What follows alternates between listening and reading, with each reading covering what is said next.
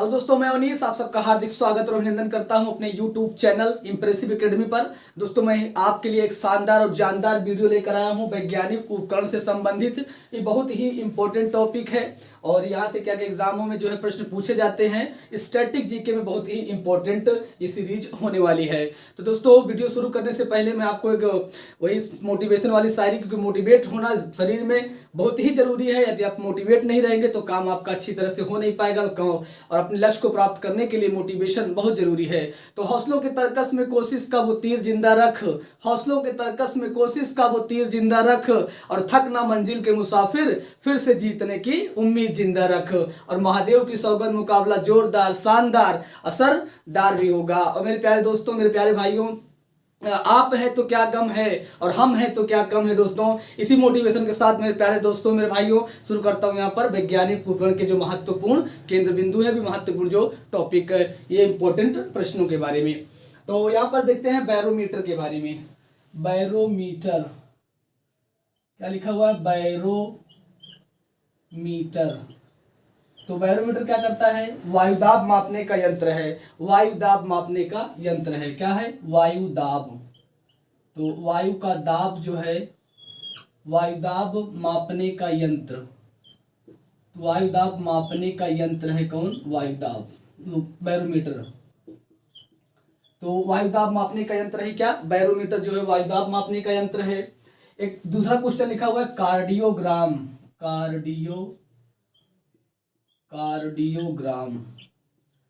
Cardiogram क्या करता है? तो कार्डियोग्राम का काम होता है हृदय की जांच के लिए इसका उपयोग किया जाता है। कार्डियोग्राम, तो कार्डियोग्राम जो यंत्र होता है, इसका कार्य क्या होता है? तो हृदय की गति की जांच करता है। तो हृदय गति की जांच करने के लिए कार्डियोग्राम का प्रयोग किया जाता है। और बैरोमीटर का उपयोग जो है वायुदाब मापने के लिए इसका उपयोग किया जाता है। बहुत ही प्यारा क्वेश्चन है ये, पायरोमीटर। पायरोमीटर का उपयोग जो होता है किसी वस्तु के ताप को मापने के लिए किया जाता है। वस्तु के ताप, तो वस्तु के ताप या टेम्परेचर, वस्तु के ताप का मापन। तो वस्तु के ताप का मापन क्या है? पायरोमीटर है। तो 3 क्वेश्चन हो गया। बैरोमीटर वायुदाब मापने का यंत्र है, और कार्डियोग्राम हृदय की गति को मापने का यंत्र है, और पायरोमीटर वस्तु के ताप का मापन करता है। पायरोमीटर। इसके आगे जो महत्वपूर्ण प्रश्न है, सिस्मोग्राफ। तो भूकंप गति को मापने का कार्य कौन करता है? सिस्मोग्राफ।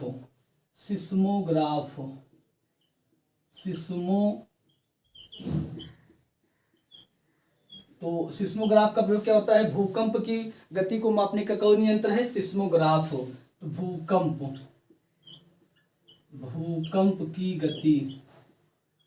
भूकंप की गति को मापने का यंत्र क्या है? सिस्मोग्राफ।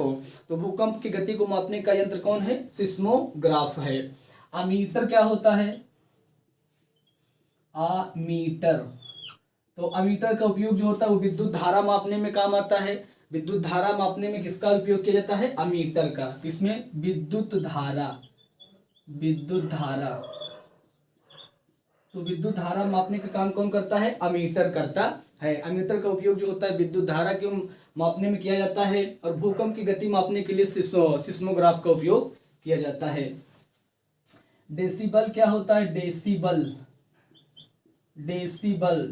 का उपयोग जो होता है वो ध्वनि की तीव्रता मापने में किया जाता है। किसमें? ध्वनि की तीव्रता। तो ध्वनि की तीव्रता मापने में डेसिबल का उपयोग किया जाता है। तो ध्वनि की तीव्रता मापने के लिए डेसिबल का उपयोग किया जाता है। अमीटर का उपयोग विद्युत धारा मापने में किया जाता है। भूकंप की गति मापने के लिए सिस्मोग्राफ का उपयोग किया जाता है। ये सब आए हुए प्रश्न हैं। जितने भी प्रश्न मैं लेकर आया हूँ, जितने भी यहाँ पर इंपॉर्टेंट, कहीं ना कहीं किसी न किसी एग्जाम में ये प्रश्न जो है आए हुए हैं। अब देखते हैं लैक्टोमीटर।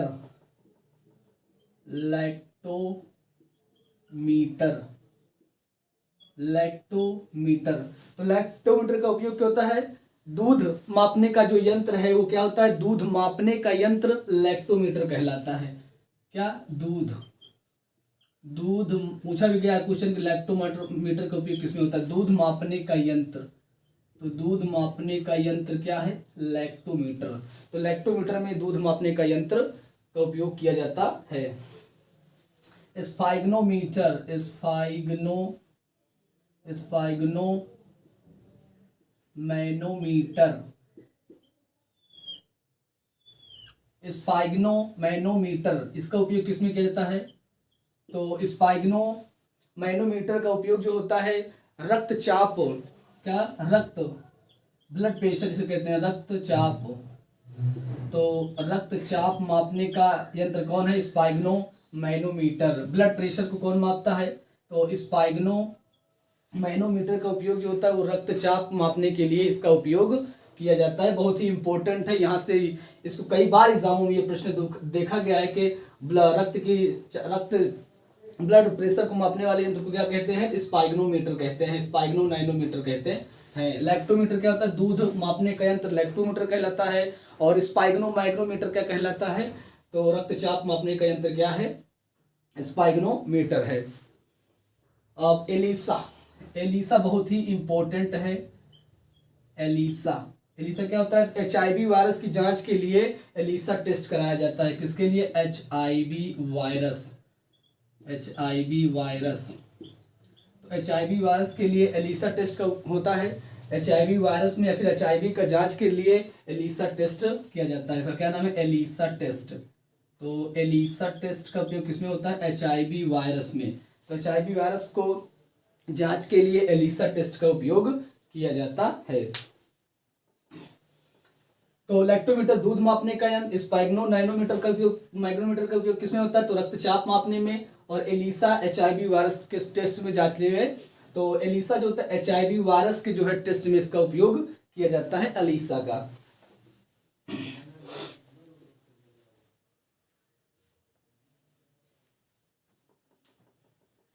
अब आते हैं EEG,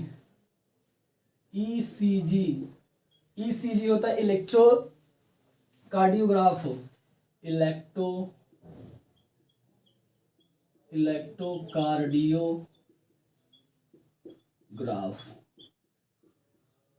इलेक्ट्रोकार्डियोग्राफ का उपयोग होता है EEG। तो ECG सॉरी दोस्तों, ECG इलेक्ट्रोकार्डियोग्राफ होता है। इसका उपयोग जो होता है हृदय में कोई गति, हृदय की जांच के लिए, फिर हृदय में कोई बीमारी होती है तो उसकी जांच के लिए ECG का उपयोग किया जाता है। किसके लिए किया जाता है, तो हृदय की बीमारी का पता लगाने के लिए, हृदय की बीमारी का पता लगाने के लिए ECG का उपयोग किया जाता है। तो हृदय की बीमारी का पता लगाने के लिए ECG का उपयोग किया जाता है। इलेक्ट्रोकार्डियोग्राफ होता है, क्या होता है, इलेक्ट्रोकार्डियोग्राफ, हृदय की बीमारी का पता लगाया जाता है ECG में। फिर इसी से जुड़ा हुआ नाम है EEG, इसी से जुड़ा हुआ नाम है EEG। इसको बोलते हैं इलेक्ट्रोइंसेफेलोग्राफ होता है। क्या होता है,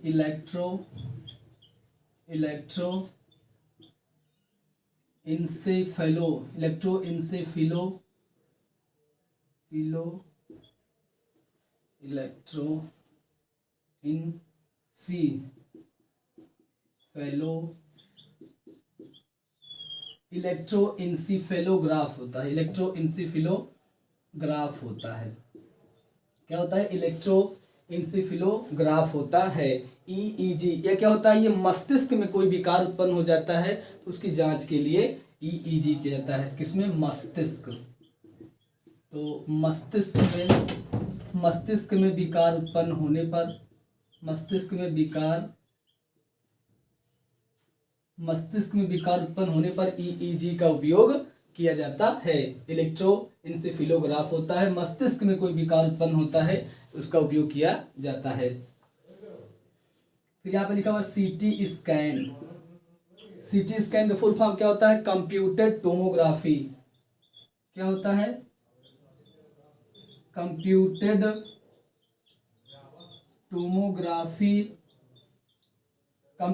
टोमोग्राफी स्कैन होता है। ऊपर लिख देते हैं, ऊपर लिख देंगे साफ दिखेगा। इलेक्ट्रोएन्सेफेलोग्राफ हो तो मस्तिष्क के विकार, तो मस्तिष्क में कोई विकार उत्पन्न होता है तो उसके लिए ईईजी का उपयोग होता है, इलेक्ट्रोएन्सेफेलोग्राफ होता है।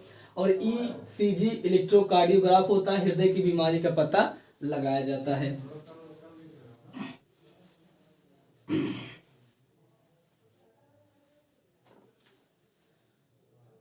सीटी स्कैन, सीटी स्कैन क्या होता है? कंप्यूटेड टोमोग्राफी होता है, कंप्यूटेड टोमोग्राफी।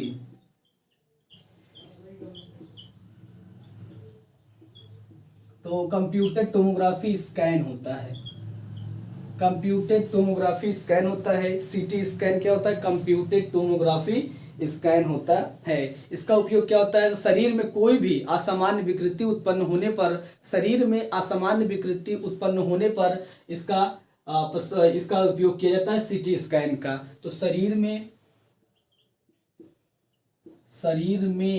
असामान्य विकृति, शरीर में असामान्य विकृति का पता लगाने के लिए, शरीर में असामान्य विकृति का पता लगाने के लिए, तो शरीर में असामान्य विकृति का पता लगाने के लिए सीटी स्कैन का उपयोग किया जाता है। इसका फुल फॉर्म होता है कंप्यूटेड टोमोग्राफी स्कैन होता है। तो शरीर में असामान्य विकृति का पता लगाने के लिए सीटी स्कैन का उपयोग किया जाता है। इसको बोलते हैं कंप्यूटेड टोमोग्राफी स्कैन। ये हो गया।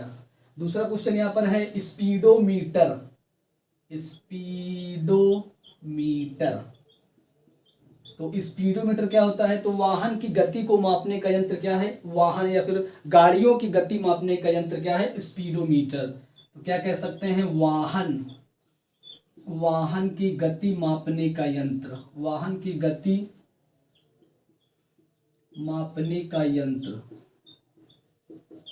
तो वाहन की गति मापने का यंत्र होता है स्पीडोमीटर। तो स्पीडोमीटर क्या होता है? वाहन की गति मापने का यंत्र स्पीडोमीटर। कंप्यूटेड टोमोग्राफी स्कैन होता है, शरीर में असामान्य विकृति का पता लगाने के लिए सीटी स्कैन का उपयोग किया जाता है। ईईजी क्या होता है? इलेक्ट्रोएन्सेफेलोग्राफ होता है, मस्तिष्क में कोई बीमारी उत्पन्न हो जाती है तो उसकी जांच के लिए ईईजी होता है। ईसीजी होता है इलेक्ट्रोकार्डियोग्राफ होता है, हृदय में कोई गति बीमारी हो जाती है तो उसको पता लगाने के लिए ईसीजी का उपयोग किया जाता है। एलिसा क्या होता है? तो एलिसा एचआईवी वायरस पता लगाने के लिए या फिर एचआईवी टेस्ट के लिए क्या होता है? एलिसा टेस्ट का उपयोग होता है एचआईवी का पता लगाने के लिए। स्फाइग्नोमैनोमीटर क्या होता है? तो ब्लड प्रेशर मापने का यंत्र होता है। लैक्टोमीटर क्या होता है? लैक्टोमीटर जो होता है दूध मापने का यंत्र होता है लैक्टोमीटर का। फिर यहाँ पर लिखा हुआ डेसिबल, ध्वनि की तीव्रता किसमें मापी जाती है? डेसिबल में मापी जाती है। अमीटर क्या होता है? तो विद्युत धारा मापने का यंत्र होता है। सिस्मोग्राफ भूकंप मापने का यंत्र होता है। पायरोमीटर किसी वस्तु में ताप मापने का यंत्र क्या होता है? पायरोमीटर होता है। कार्डियोग्राम हृदय की गति को मापने के लिए, और बैरोमीटर जो होता है वायुदाब मापने का यंत्र होता है। तो ये हो गया यहाँ तक दोस्तों। अब इसके आगे देखते हैं।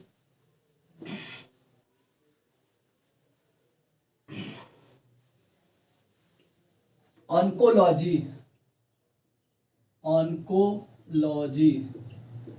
तो ऑन्कोलॉजी क्या होता है? ऑन्कोलॉजी होता है कैंसर का, जिसमें हम अध्ययन करते हैं कैंसर। तो कैंसर के अध्ययन को क्या बोला जाता है? कैंसर के अध्ययन, तो कैंसर के अध्ययन को ऑन्कोलॉजी कहा जाता है। तो कैंसर के अध्ययन को ऑन्कोलॉजी कहा जाता है, जिसमें हम कैंसर का अध्ययन करते हैं, जिस विज्ञान को, उसको ऑन्कोलॉजी कहा जाता है। ऐसे एक ही बहुत अच्छा इससे जुड़ा हुआ है कैलोलॉजी। तो कैलोलॉजी क्या होता है? सौंदर्य विज्ञान, सौंदर्य का जिसमें हम अध्ययन करते हैं, खूबसूरती का जिसमें अध्ययन करते हैं, वो क्या होता है? कैलोलॉजी होता है। तो सौंदर्य विज्ञान इसे कहा जाता है, सौंदर्य विज्ञान। सौंदर्य विज्ञान क्या होता है? कैलोलॉजी होता है। ऑन्कोलॉजी क्या होता है? कैंसर का अध्ययन होता है। और कैलोलॉजी क्या होता है? सौंदर्य विज्ञान होता है। आगे देखते हैं ओडोमीटर। सीजीएल में ये क्वेश्चन आया हुआ था। ओडोमीटर का उपयोग किसमें होता है? तो जो दो बाइक के द्वारा या फिर दो पहिया वाहन के द्वारा चली गई दूरी किसमें नापी जाती है? ओडोमीटर में। तो दो पहिया वाहन, दो पहिया वाहन, दो पहिया वाहन, दो पहिया वाहन द्वारा चली गई दूरी, चली गई दूरी। तो दो पहिया वाहन द्वारा चली गई दूरी को मापने में कौन सा यंत्र होता है? ओडोमीटर का उपयोग किया जाता है। दो पहिया वाहन द्वारा जो चली गई दूरियां होती हैं उसको ओडोमीटर में मापा जाता है। सौंदर्य विज्ञान काइलोलॉजी, ऑन्कोलॉजी होता है कैंसर के अध्ययन को बोलते हैं।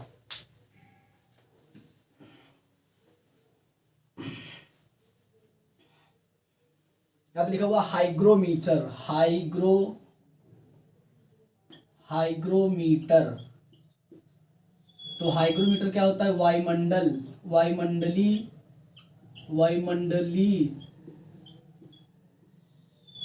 वायुमंडलीय आर्द्रता नापा जाता है इससे। क्या नापता है? वायुमंडलीय आर्द्रता या फिर नमी को नापने का कौन यंत्र है? तो वायुमंडलीय आर्द्रता मापता है कौन? हाइग्रोमीटर मापता है। और इसी से जुड़ा हुआ एक नाम है हाइड्रोमीटर। क्या है? हाइड्रोमीटर। तो हाइड्रोमीटर क्या मापता है? आपेक्षिक घनत्व मापता है, आपेक्षिक घनत्व। तो वायुमंडल का आपेक्षिक घनत्व कौन मापता है? हाइड्रोमीटर मापता है। और हाइग्रोमीटर क्या मानता है? तो वायुमंडलीय आर्द्रता मापने का यंत्र क्या है? तो हाइग्रोमीटर है। तो वायुमंडल की जो आर्द्रता होती है, नमी को मापने का यंत्र क्या होता है? हाइग्रोमीटर होता है। और हाइड्रोजोमीटर होता है वो आपेक्षिक घनत्व, वायुमंडल का आपेक्षिक घनत्व मापने का यंत्र होता है। ये दोनों ही बहुत ही महत्वपूर्ण है। यहाँ पर एक क्वेश्चन है, बहुत ही प्यारा क्वेश्चन है, इसका नाम है फेदोमीटर। क्या है? फेदोमीटर। फेदोमीटर क्या करता है? तो फेदोमीटर का उपयोग जो होता है वो समुद्र की गहराई का पता लगाने के लिए होता है। किसका? समुद्र की गहराई, समुद्र की गहराई। तो समुद्र की गहराई का पता लगाने के लिए फेदोमीटर का उपयोग किया जाता है। बहुत ही इंपॉर्टेंट क्वेश्चन है ये। तो समुद्र की गहराई पूछे तो फेदोमीटर, और वायुमंडल का अपेक्षित घनत्व तो हाइड्रोमीटर, और क्या कहते हैं वायुमंडलीय आर्द्रता या नमी मापने के लिए हाइग्रोमीटर का उपयोग किया जाता है। ये हो गया फेदोमीटर।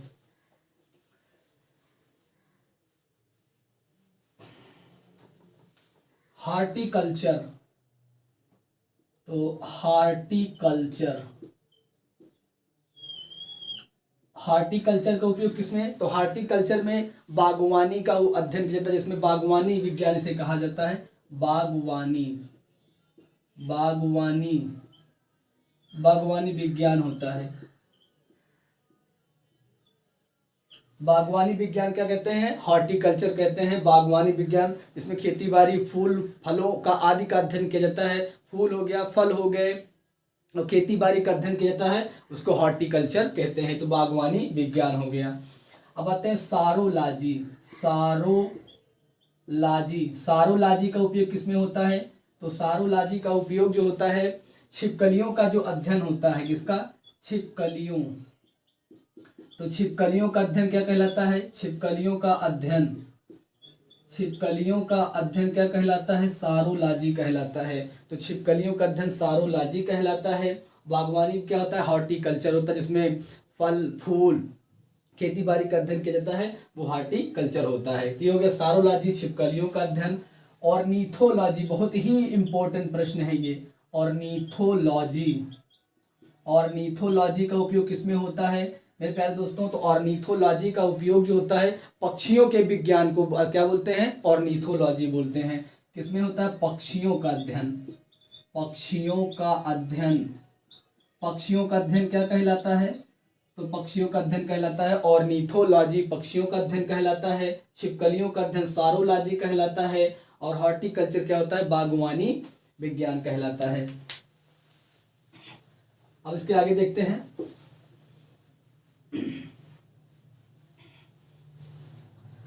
यहाँ पे बहुत ही प्यारा प्रश्न है, एपिग्राफी। तो एपिग्राफी का उपयोग किसमें होता है? तो एपिग्राफी का जो प्रयोग होता है इसको होता है शिलालेखों का अध्ययन करने में। तो शिलालेखों का अध्ययन करने में एपिग्राफी का उपयोग किया जाता है? किसमें अध्ययन किया जाता है? शिलालेखों। शिलालेखों। तो शिलालेखों का अध्ययन क्या कहलाता है? शिलालेखों का अध्ययन। तो शिलालेखों का अध्ययन क्या कहलाता है? एपिग्राफी कहलाता है। शिलालेखों का अध्ययन कहलाता है शिलालेखों का। जीव विज्ञान, तो जीव विज्ञान तो आप लोग जानते ही होंगे। जीव विज्ञान में किसका अध्ययन किया जाता है? तो जीवित जीव जंतुओं का। जीवित जीव जंतुओं, जीव जंतुओं या जीवधारियों, जीवित नहीं, जीव जंतुओं और जीवधारियों, जीव जंतुओं और जीवधारियों का अध्ययन किया जाता है। इसमें जीव विज्ञान में।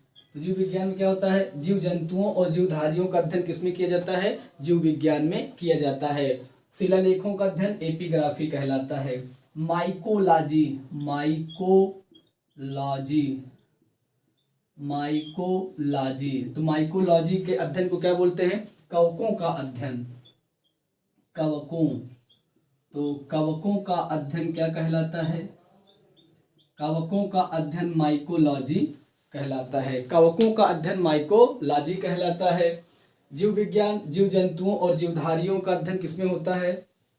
जीव विज्ञान में होता है। एपिग्राफी, शिलालेखों का अध्ययन एपिग्राफी में होता है। अब देखते हैं फाइकोलॉजी। तो फाइकोलॉजी का उपयोग किस हो? फाइकोलॉजी।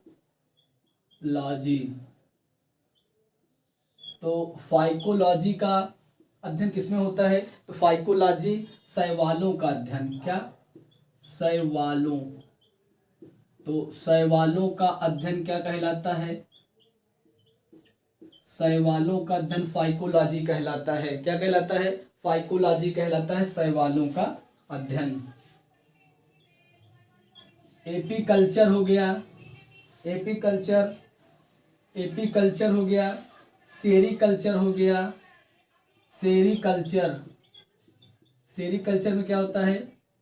एपीकल्चर होता है कीट, सेरीकल्चर रेशम कीट, रेशम का अध्ययन किसमें किया जाता है? रेशम का अध्ययन। रेशम का अध्ययन किसमें होता है? सेरीकल्चर में होता है। एपीकल्चर में क्या होता है? मधुमक्खी पालन, मधुमक्खी पालन। तो मधुमक्खी पालन का अध्ययन किसमें होता है? मधुमक्खी पालन का अध्ययन होता है एपीकल्चर में। और सेरीकल्चर में रेशम की का अध्ययन किया जाता है। तो सेरीकल्चर में रेशम का अध्ययन होता है, एपीकल्चर में मधुमक्खी पालन का अध्ययन किया जाता है। पीसीकल्चर में, पीसीकल्चर, पीसीकल्चर में क्या होता है? पीसीकल्चर में मछलियों का अध्ययन किया जाता है। मछलियों का अध्ययन, मछली का अध्ययन किसमें होता है? मत्स्य उत्पादन किसमें होता है? तो मछली का अध्ययन किसमें होता है? पीसीकल्चर में। तो सेरीकल्चर रेशम कीट पाल, रेशम का अध्ययन, और एपीकल्चर मधुमक्खी पालन होता है। यहाँ पे लिखा हुआ पोमोलॉजी, पोमोलॉजी। पोमोलॉजी का उपयोग जो होता है वो फलों के अध्ययन में होता है। तो फलों का अध्ययन, फलों का अध्ययन क्या कहलाता है? पोमोलॉजी कहलाता है। फलों का अध्ययन पोमोलॉजी कहलाता है। और एंथोलॉजी, एंथोलॉजी क्या होता है? पोमोलॉजी फलों का अध्ययन कहलाता है। एंथोलॉजी होता है फूलों का अध्ययन, फूलों का अध्ययन, फूलों का अध्ययन होता है। तो एंथोलॉजी फूलों का अध्ययन होता है, पोमोलॉजी फलों का अध्ययन कहलाता है, पीसीकल्चर मत्स्य मछली पालन का अध्ययन होता है, सेरीकल्चर रेशम का, एपीकल्चर क्या होता है? मधुमक्खी पालन, फाइकोलॉजी शैवालों का अध्ययन, और माइकोलॉजी कवकों का अध्ययन होता है। तो ये हो गया मेरे प्यारे दोस्तों आज का प्रश्न। आज के जो भी महत्वपूर्ण क्वेश्चन थे वैज्ञानिक उपकरण में थे, इसमें अध्ययन भी थे, कई वैज्ञानिक विज्ञान की कई शाखाएं भी थी, उनके बारे में हमने आपको बताया। यदि वीडियो दोस्तों अच्छा लगा हो तो जरूर शेयर करें और सब्सक्राइब करें यदि आप चैनल पर नए हैं, और अपने दोस्तों में जरूर शेयर करें मेरे प्यारे मित्रों। तो मिलते हैं दोस्तों अगले वीडियो में, तब तक के लिए दोस्तों जय हिंद, जय भारत।